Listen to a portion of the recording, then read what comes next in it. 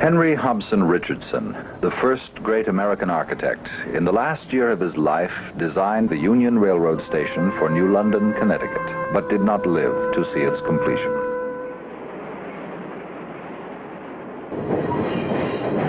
The station became a focal point of local activity. But by the early 1960s, decades of neglect had turned the station into a local embarrassment.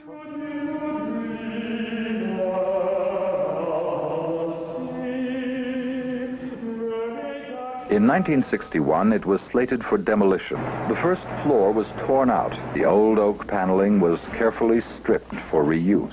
Architects and historians across the country wrote in protest. As Union Station lived.